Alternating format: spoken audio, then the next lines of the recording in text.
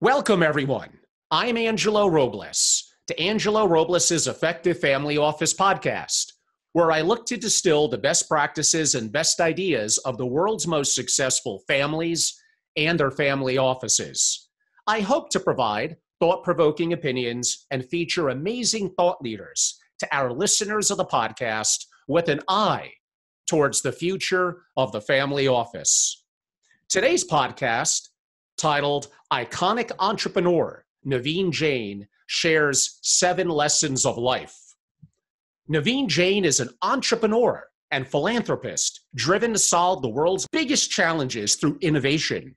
A man who knows no limits, Naveen pushes big dreams into action, spurring massive cultural and technological change. His audacious vision and magnetic personality continually inspires others to follow feats that are impossible. He is the founder of multiple successful companies, including Moon Express, Viome, Blue Dot, TalentWise, Intellis, and InfoSpace. Moon Express is the only company in the world to have the permission to leave Earth's orbit, land on the moon, with the goal to harvest planetary resources and develop infrastructure to make humanity a multi-planetary society.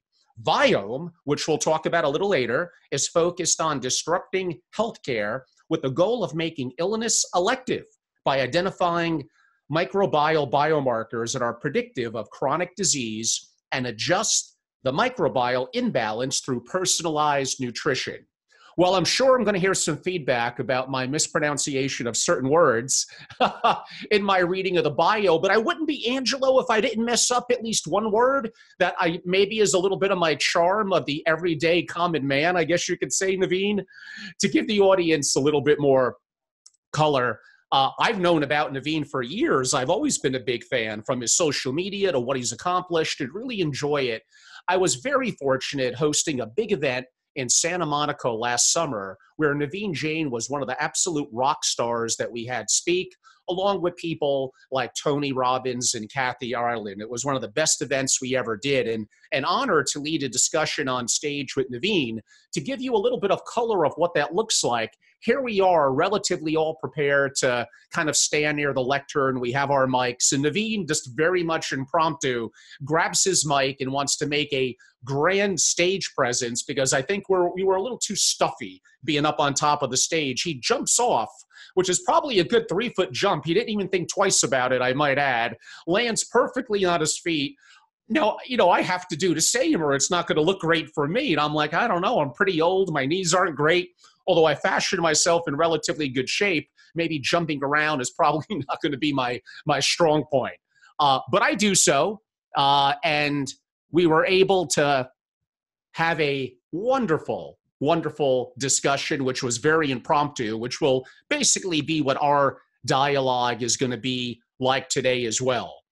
To give you all some context, this is being recorded as a podcast for my Apple podcast station, and we are recording it also as a Zoom video. Those of you that are special guests invited to be on today, and it's great to have you. If you don't mind, if you could mute your sound and preferably any video as well. It'd be best for our YouTube channel and a little cleaner if it's kind of just me and Naveen that are in the visual aspect of it per se. That does mean, given a live audience, there'll be a little more background noise, even though I'm telling them to mute, than there normally would be. But I think it adds to the element of both the audio and the visual of what we are doing. I'll take care of that. Okay. It helps to have a soundboard in front of me. It may not help with the video aspect of my hands moving around so much, but hey, we're doing this during challenging times of COVID-19. I don't have my normal studios. I'm working from a home studio, as almost all of us are, and really it's a challenging time. But again, back to our star subject of the day, and that would be Naveen. So we did a little adaptation to the title of today's session, Naveen Jain, 7 Lessons of Life. And first of all, Naveen, after that long buildup, welcome to the show. Well, first of all, Angelo, you are just very kind. That type of introduction, I don't know if I can live up to it. Well, you will do more than just that. I mean, you're someone who basically comes from nothing. You came to this country with literally dollars in your pocket, and you didn't make any excuses relative to education, relative to not having the upbringing that put you in position to have money and resources to get a head start. Talk a little bit about your obsession, your drive that led you to become a successful entrepreneur of multiple startups. So, Angelo, I mean, in life, we all have this amazing opportunity to be able to go out and do, whatever we want to do. What keeps us constantly back is that we always believe this is not something we can do, because either because we say we know nothing about this industry, or we just don't know how to do it. And how to do it limits us to what we can do. I fundamentally believe our job is that we need to rethink about what is it that we want done. What is it that you can imagine that is possible to do, and not worry about how to do it, because how to is what limits us from people doing audacious things. So if you can imagine a world and you can vividly describe what the world needs to be, you will find the resources and the people that will help you create that world. So your biggest advantage you have is being that non-expert, someone who doesn't really know how the thing's going to be done. Because the minute you become that expert who knows how things are going to be done, then you already assume, oh, that can't be done, that can't be done, that can't be done, because you are an expert in that field. And a non-expert actually able to reimagine, recreate, and disrupt the foundation of everything that experts have taken it for granted. So to me, that has been a theme throughout everything that I have done. As you mentioned, I've done now 7 companies, and no 2 companies have ever been in the same industry, because I believe the day you become an expert in that industry is the day you become useless in terms of becoming a linear thinker. You become an incremental entrepreneur rather than a disruptive entrepreneur. Well, you bring up an important point. We always learned about being linear, about making incremental improvements, but I believe you're certainly much more of a fan of how can we exponentially grow? How can we not take maybe the 10 years? Time is going to pass us by and others will surpass us. How do we take that leap that is not something that we learn in school? Is this something that's inherent? Do we need mentors? Is it something, what drives us to be that successful entrepreneur that grows exponentially? Well, so the couple of things, I think if you were to look at the core theme of everything, it is going to be intellectual curiosity. It is intellectual curiosity is what moves each one of us forward and what moves the humanity forward. Intellectual curiosity is asking yourself, say, what if that was possible? Imagine if that was possible, what would that world look like? So constantly saying, as opposed to it can't be done, to ask yourself, what if it could be done? Then what? Right? Even when you start a company, don't ask yourself and saying, hey, I'm going to go do this. Ask yourself slightly differently. God forbid, if I'm actually successful in doing what I'm doing, is it going to really improve the life of billions of people out there? If the answer is no, that's not even worth doing. That means it doesn't matter what you do in life. It takes a tremendous amount of energy. It takes a tremendous amount of commitment to do anything right. So why not do something that can potentially improve the lives of billions of people? And it's not just because you want to be selfless. That's how you create a multi-$100 billion company. If you can help a billion people, you can create a multi-$100 billion company. So doing good and doing well always comes together. It is about doing well by doing good. And the bigger the problem, bigger the opportunity. That means the bigger the social problem, the more people who are impacted by it, the better the chance and the higher the chance of success in terms of you creating a large enterprise. Are entrepreneurs born or made? So, well, in some sense, neither they are born nor they are made. So in a sense, it is a mixture of both. There is some inherent things that you can argue are genetics, but 90% or 95% of the stuff is really environment or nurturing. So there is a very small bit of nature and there is a lot of nurturing. So if I was going to lean towards something, it's going to be mostly nurturing, but there is a small nature component to it as well. What was it in your upbringing when you were young? Was it parental confidence and guidance in terms of what you wanted to do? Was it education? Was it something that you can't put a finger on, but that you felt at a very early age? So, there are several things that go into it. One is this idea of having a loving family, because once you find yourself to be nurtured, it allows you, like any other plant, for you to grow to be the perfect thing, right? So at least, even though we didn't have a lot of financial resources, there are times we didn't have food to eat, we didn't have a place to stay, but we had an amazing, loving family. My mother, and it was illiterate, but it didn't stop her from teaching me every day. And her way of teaching was very interesting now that I think about it. She couldn't read, so she would point and say, tell me the answer to this problem. And I would say, Mom, here's the answer. And she would say, don't make me look, do it again. And she would make me do it 2 or 3 times just to make sure I got the same answer every time. And then she's, okay, now go to the next problem, right? My point was, she cared for me to learn. She knew the only way to get out of the poverty is going to be through education. And to some extent, she believed that, just because we were poor, it doesn't mean we have to be poor. We can get out of this cycle. And it's very interesting. I remember my mom will always say to me, son, you can be anything you want.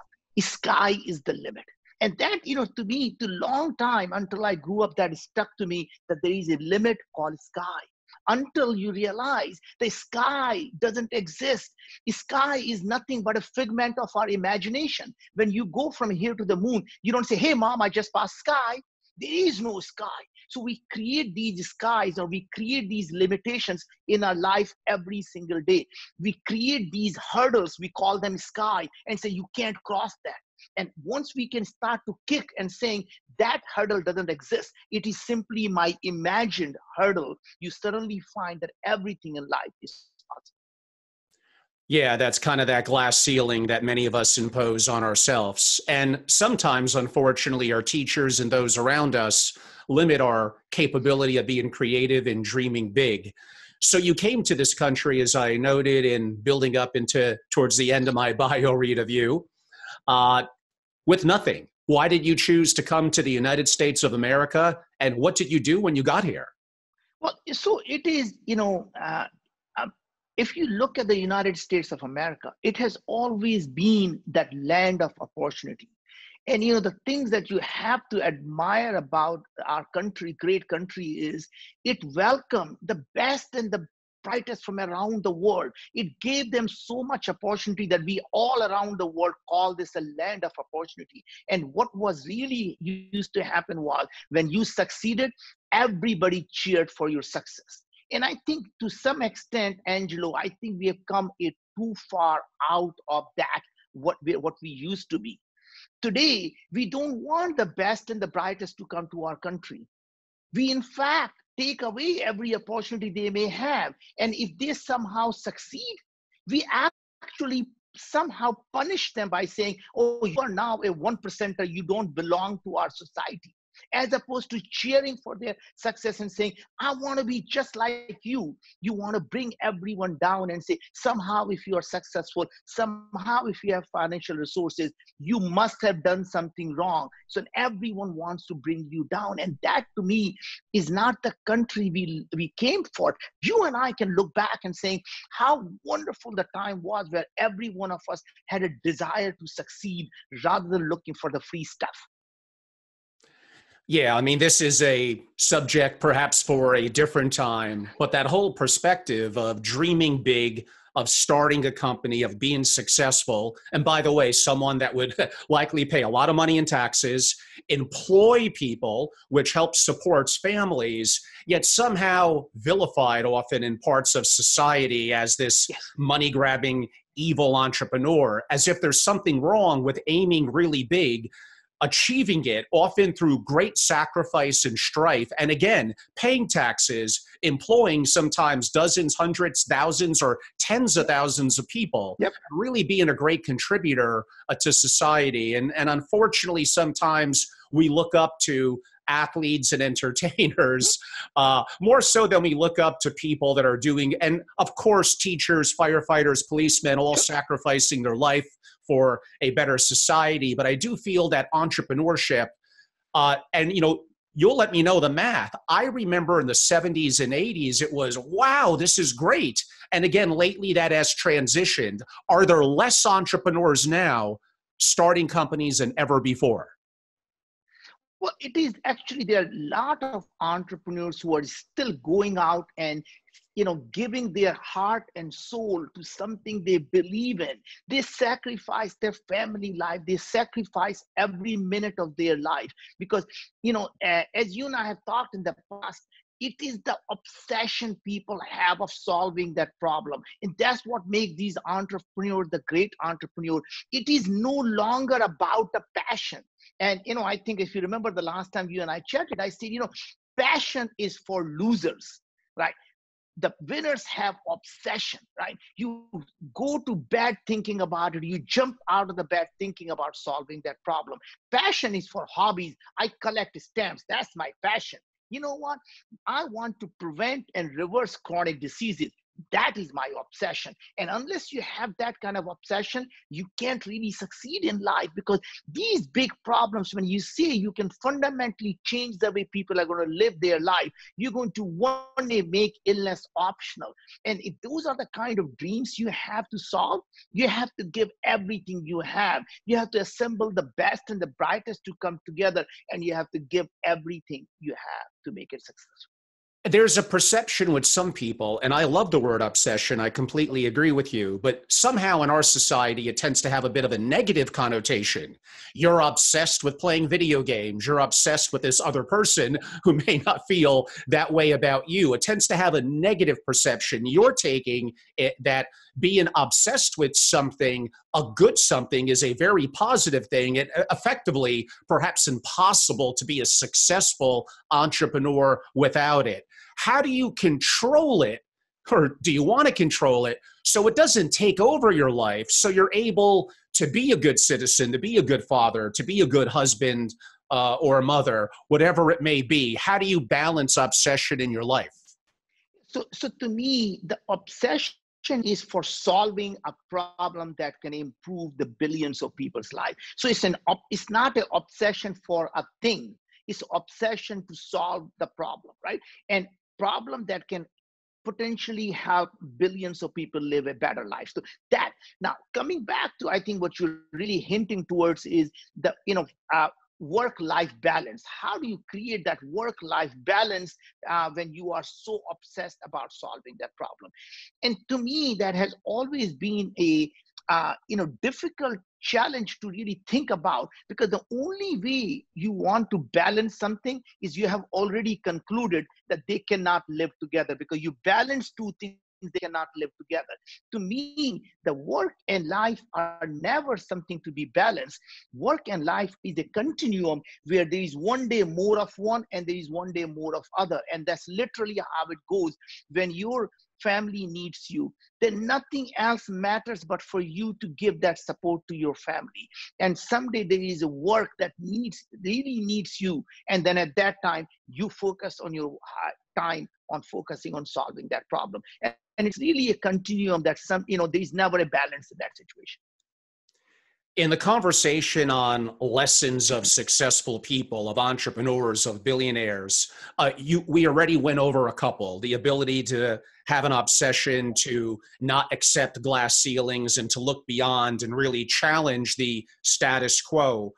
Let's talk a little bit about one of the things that you talk about, imagination or knowledge. Now, in a perfect world, we'd have a lot of both, but you can make the argument that too much knowledge tends to impede us to think too much. And is it better to have less knowledge, not know too much about something? Like you said, don't be the expert, and have a more grand, creative imagination. Yeah. So to me, as an entrepreneur, The best entrepreneurs are the ones who are not an expert in that field. And if you are an expert, there is nothing wrong with it. You will always be able to create a company that will make anything that you're doing 10% better than someone else. That means you can always be an incremental entrepreneur.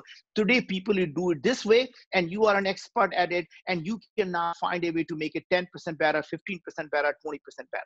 But you will never be able to make it 10 times better or 100 times better.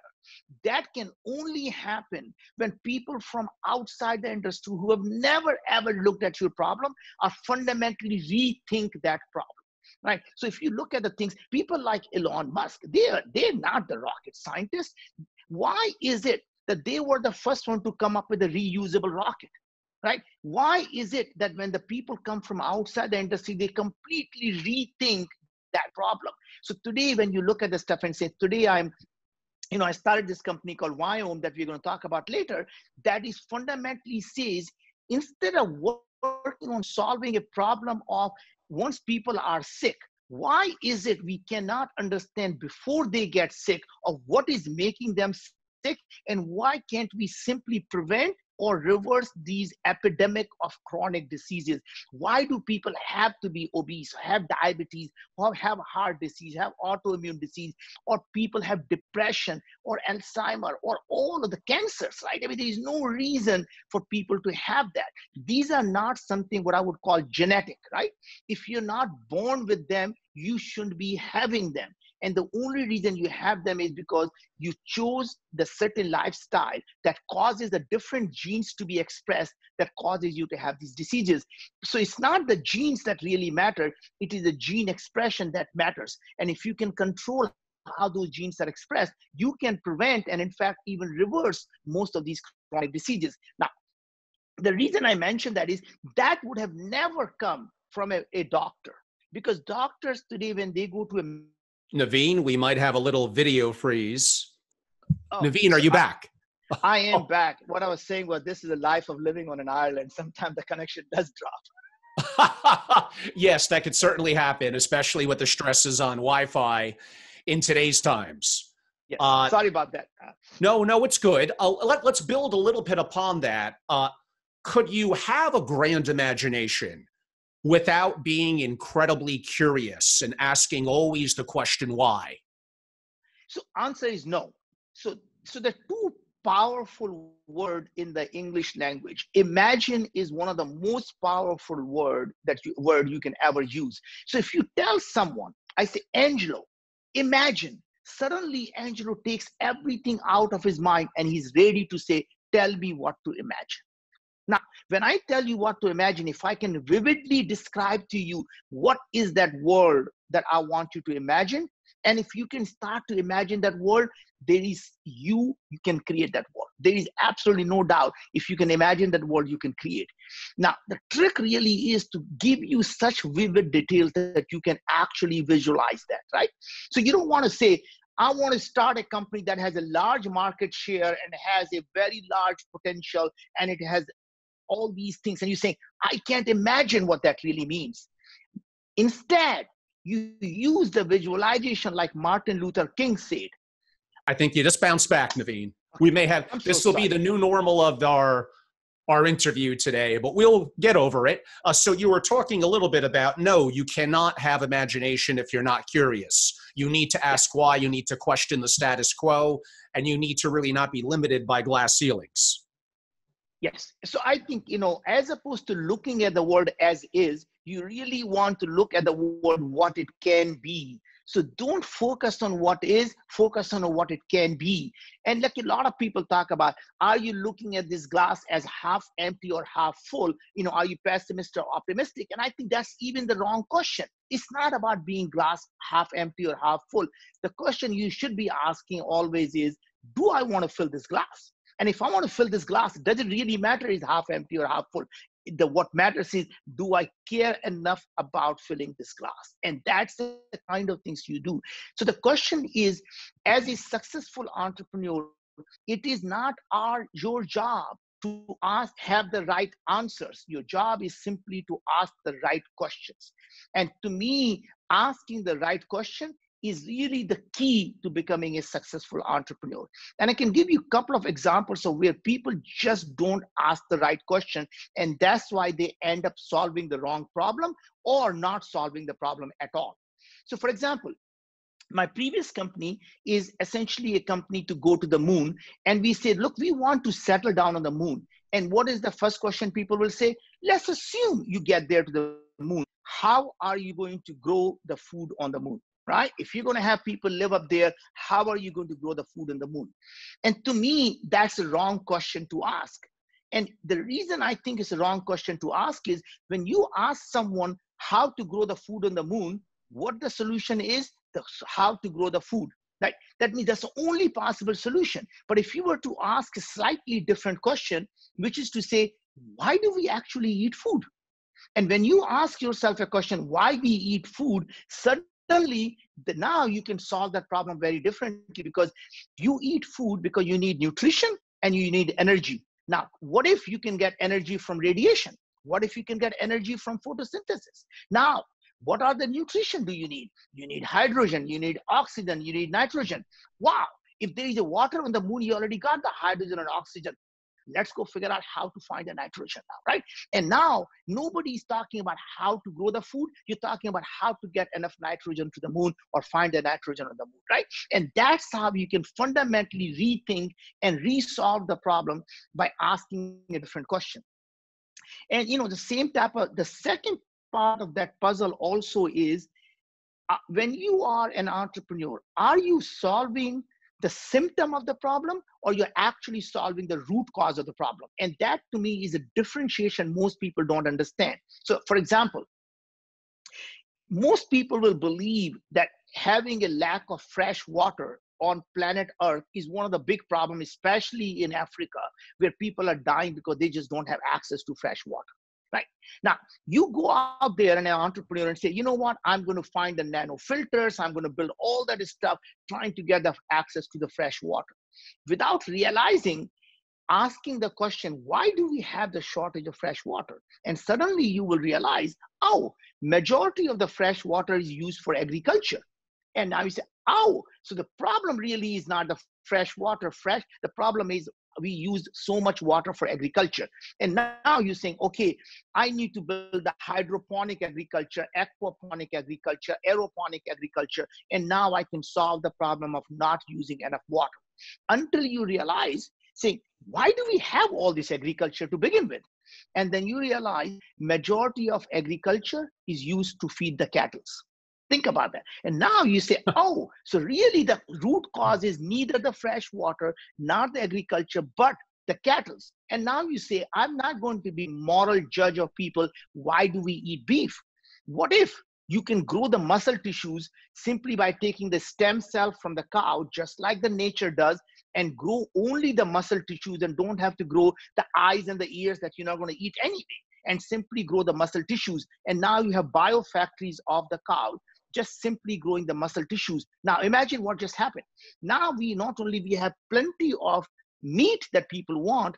Now you can feed twice as many people with the agriculture that you need. Now you can have plenty of fresh water that you need. So by solving the root cause, you're able to solve so many other different problems. And that's the two concepts that most people seem to generally have a difficult time understanding as an entrepreneur.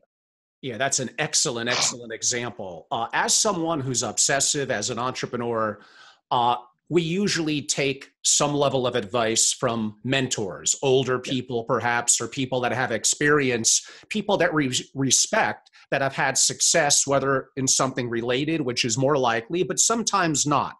I'm assuming there's a good and bad to that. An entrepreneur perhaps needs to have a beginner's mindset, needs to listen to others, but at the end of the day, they need to make decisions that often others have never made before. They need to be a maverick and go through new ways. How do you balance advice from others and being forceful enough to make your own decisions? So I think that's a very, very interesting. So first of all, surrounding yourself with the smartest people is always, you gives all the information and the advice you need. So the way I tend to do that is you listen to everyone and you try to understand that point of view. But at the end of the day, you need to feel good about what you're trying to do. And so essentially, to me, everyone's opinion counts, but it is still an opinion. And the only opinion in the end that matters is your own opinion. So when I go into a particular field, I tend to read dozens of books on that subject. And the reason is because these are all the different experts in that field. Mm-hmm. If I only read one book, guess what happens? That author's view becomes my view, because that's the only thing I know now is what I learned from that author.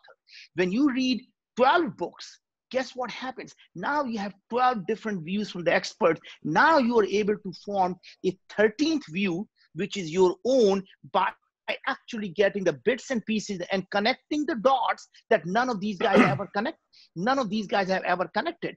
And to me, that is the beauty of being a non-expert, is you're able to connect the dots from the bits and pieces of information that experts are talking about, but they never be able to go beyond their expertise to connect the dots. And that's where I think as an entrepreneur, you succeed.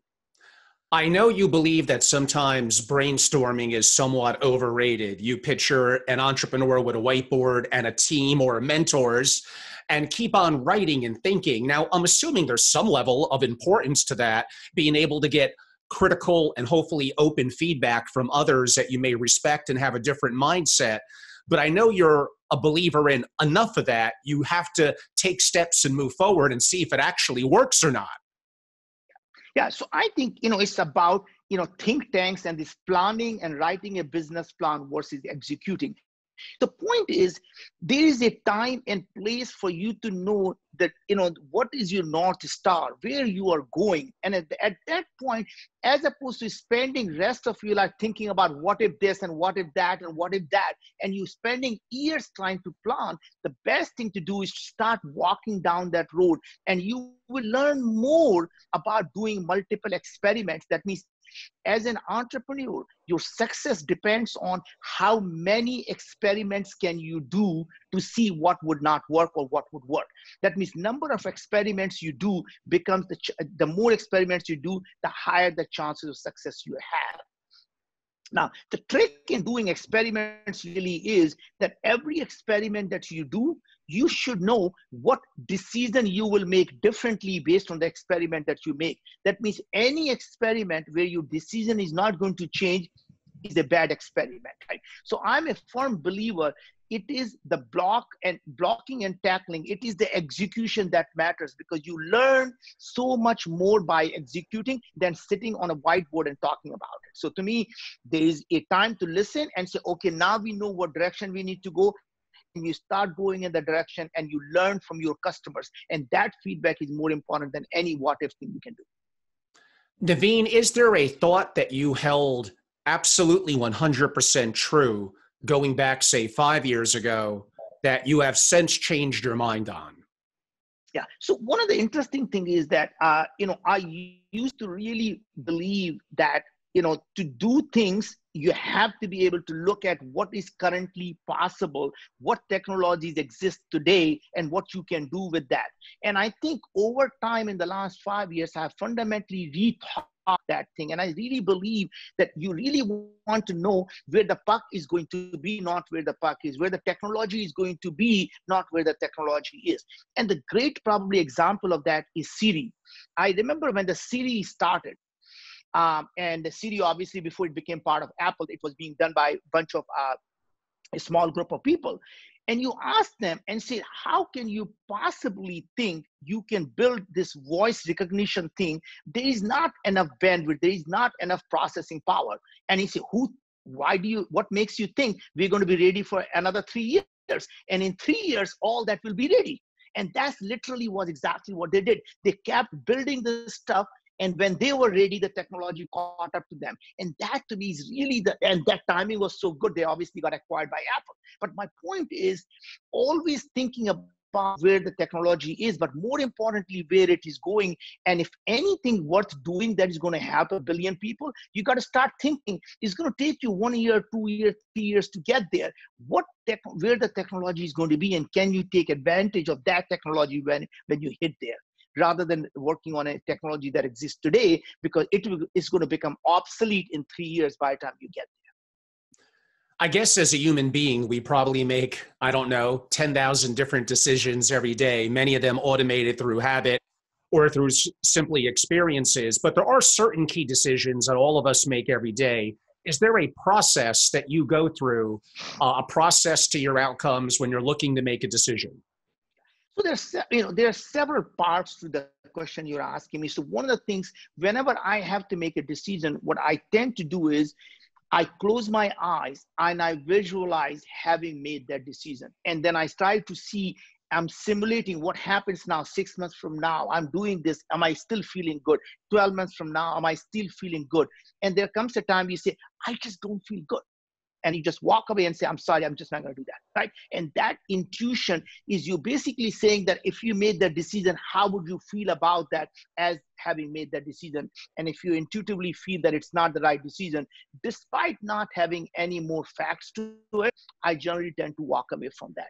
And so most decisions I don't make based on a spreadsheet, I make based on the intuition.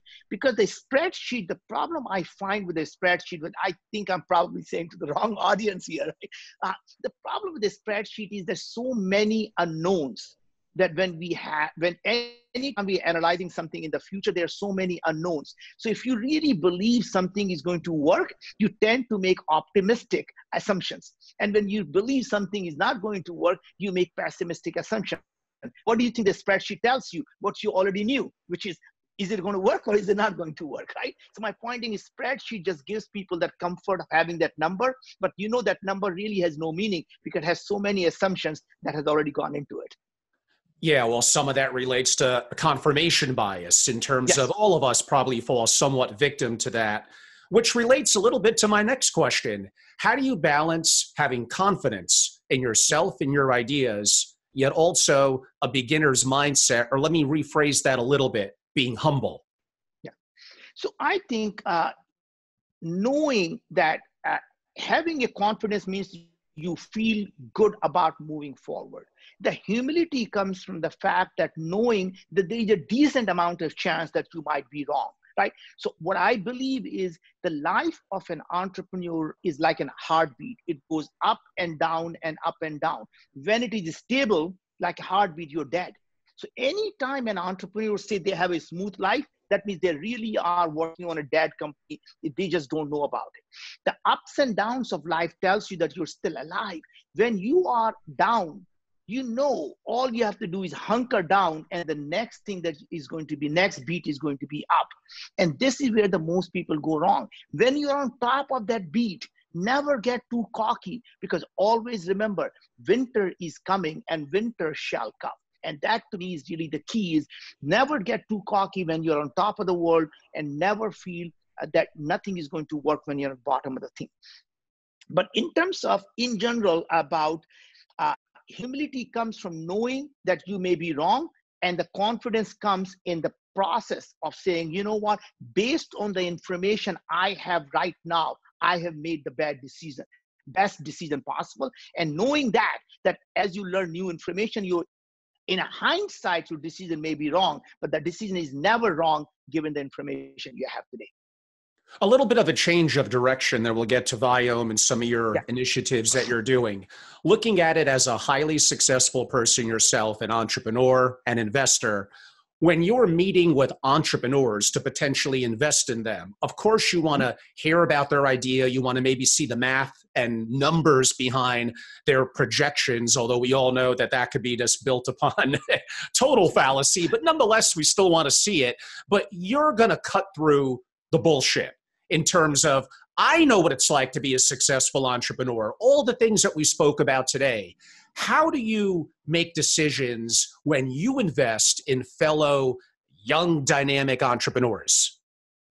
So to me, I always invest in people and rarely invest in ideas, because it doesn't really matter what you are currently doing. If I believe that you are really here to solve the problem, and I feel that you care enough to solve the problem, in a sense that, is this something you're willing to die for? If I see that type of obsession in someone, that someone says, I would die to solve this problem because my family suffered through it, or whatever the circumstances are.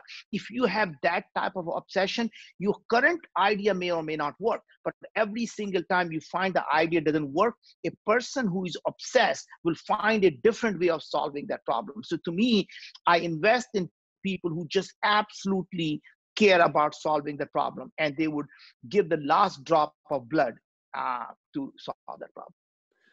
Likely their original idea to solve the problem and create a company will be very different than the one that ends up being successful.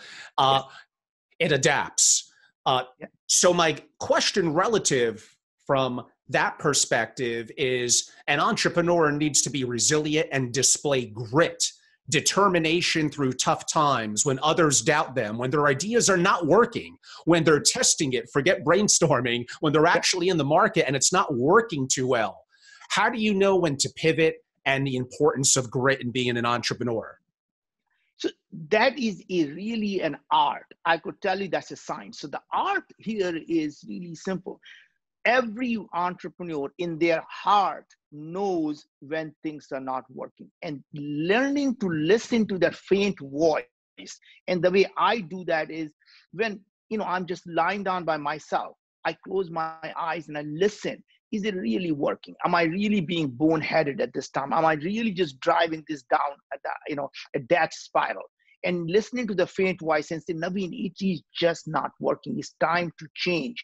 There is a better way of doing it. There is a different problem. And as you're changing and learning and adapting, you will find there's completely rethinking of that.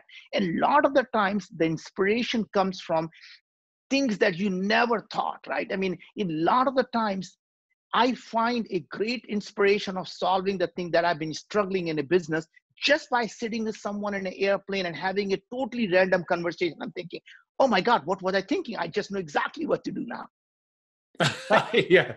And it's really the inspiration comes from when you are not doing anything. I think, to me, a lot of us never give our mind a time to be inspired. When we are just not busy with email and texting and just constantly on a social media, is just give your mind a break, where it will just have nothing to do. And that's where the greatest solutions come from. And I love taking a hot water shower. I can tell you that more great ideas come to me. I'm just in a shower, not with my phone, not thinking about anything, just enjoying the hot shower. And as we begin to take it a little bit to the home stretch, one of your latest initiatives is a company called Viome. About 2 years ago, I heard you on the Ben Greenfield podcast, and that's when I learned about Viome.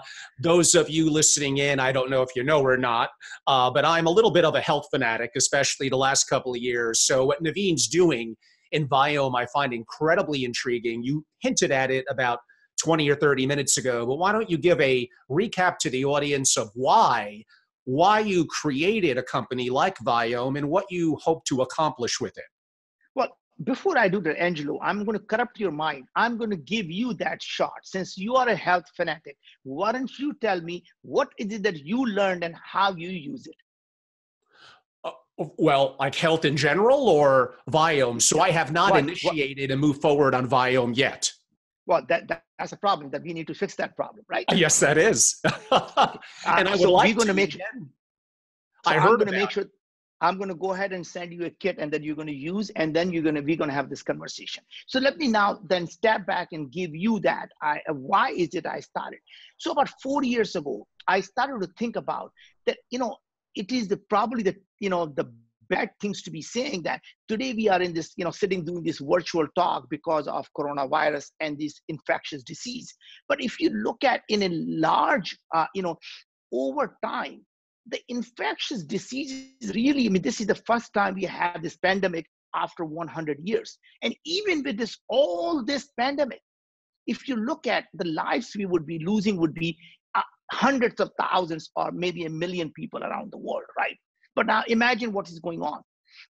Every single day, we lose millions of people from diabetes, obesity, heart diseases, and you pick a name, from cancers, right? And all I'm saying is that all of those people, 90% of us are suffering from chronic diseases, right? So everyone, we know someone who has at least one chronic disease, some arthritis, or pick a name you want. None of these diseases should really exist. So my fundamental belief was, can we actually prevent and reverse these chronic diseases? And can it actually be done through a simply using a food as a medicine? Can we use the nutrition as a drug to be able to understand how to reverse what is causing our body to be in this dysbiosis, right? So the first thing was to understand the human body at a molecular level. And I realized that technology now is at exponential curve where it is now possible for you and I to understand every single biomarker, every single molecule that's being produced in your body. So what we do at Wyoming is we started out analyzing your gut. So now the reason for that was that if you look at us as humans, 99% of all the genes that we express in our human body are not our own. That is not something we get from our mom and dad. Those are microbial genes, and these are the bacteria and viruses and yeast and the fungus and mold. 40 trillion. So 40 trillion of them live inside our gut. They live in our oral cavity, so in our mouth. Now, it's very interesting is that as we started to analyze, we started to see exactly what is causing for people to gain weight, what is causing people to have depression, what is causing people to have IBS, what is causing people to have diabetes. And we now have the signatures for these diseases. And now by simply adjusting their diet. So when you do a Wyoming test, we tell you what is going on inside your body. And then we tell you, here are the foods you should avoid and why. So for example, it tells me I have very high sulfide production in my gut. So don't eat broccoli or cabbage or Brussels sprout, all considered healthy food. But for me, they're causing inflammation. I have very, very poor digestion of oxalic acid. That means my oxalate pathway in my gut is not very active. Now, what I considered healthy was spinach. It turns out spinach has very high amount of oxalic acid, and my eating spinach was actually harming me. So even though they were considered healthy food, what we realized was one man's food is another man's poison. A food that's healthy for Angelo actually may be bad for me. And even though it may be bad for me today, as I adjust my gut, that it may become healthier again. So it is a snapshot of what is going on. You change and then you adapt and then you redo the test and you essentially learn what to do. So basically our theme was all just like what Hippocrates said. We all remember Hippocrates, right? All diseases begin in the gut. One man's food is another man's poison. Let food be thy medicine. Let thy medicine be the food. And now we do that scientifically.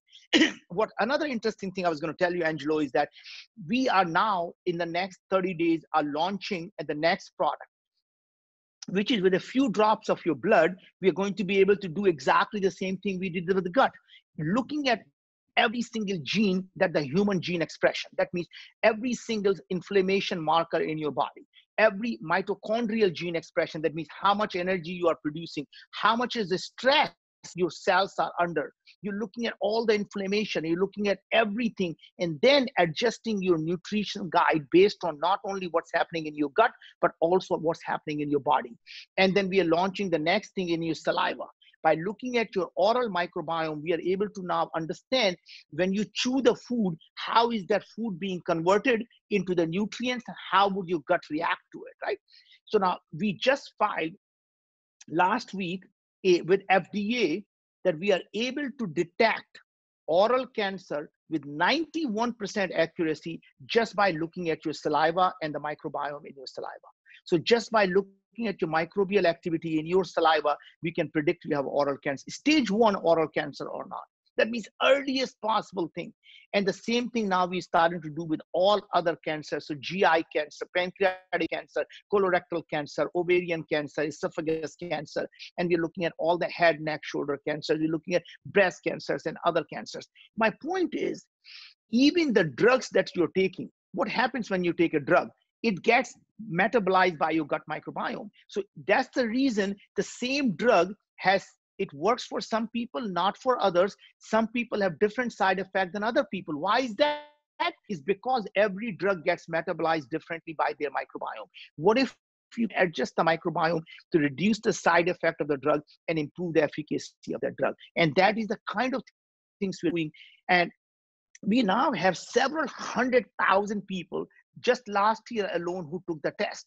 And it's amazing that every day we hear from people, I used to have acne, I no longer have acne. I used to have eczema. I used to have autoimmune diseases taking biologics. And thank you for now, I don't have inflammation. I don't have autoimmune symptoms. I don't even take biologics, right?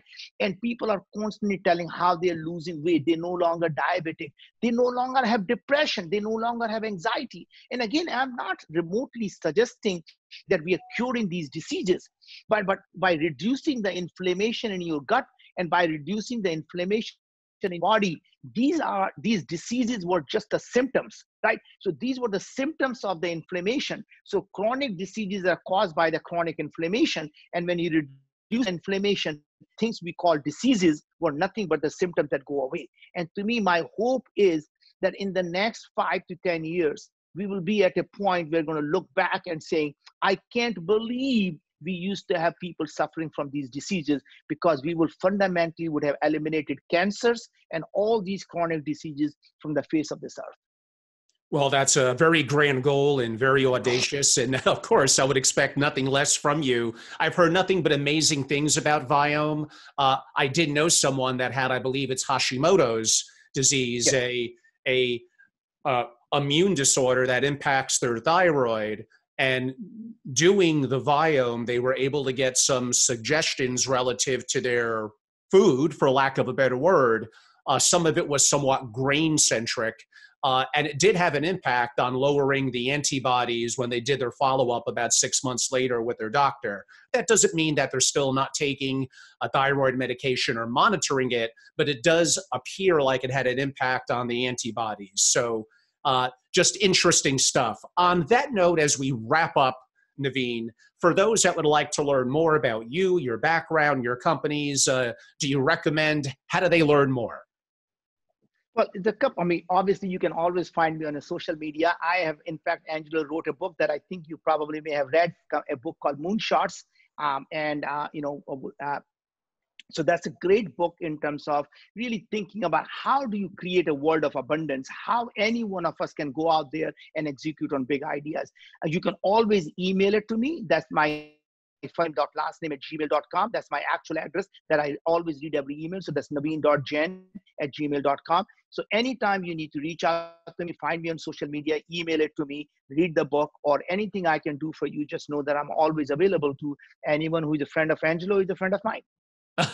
Well, that's very kind. And everyone, for those watching in from YouTube or listening in a podcast, I'm Angelo Robles. I'm the host of Angelo Robles' Effective Family Office podcast and the founder and CEO of Family Office Association, a global membership organization dedicated to families of great wealth and their single family offices, providing original content and thought leadership, hosting mastermind series and masterclasses, events around the world, which are limited now during the COVID-19 crisis, but we're doing daily online meetings. Some of them we distribute through YouTube or podcasting, and some of them are simply private, dedicated to our members and peer-to-peer connectivity. And helping families create and remodel, maybe more so into a virtual family office in today's world. These are all things that we're starting to see. So feel free to reach out to me. I'm also very active on social media, or simply through our website, familyofficeassociation.com, or my personal site, angelorobles.com. And also very active on social media. I must say that Naveen's Instagram, I just love. He's so thoughtful in it and very inspirational, especially if you're an entrepreneur.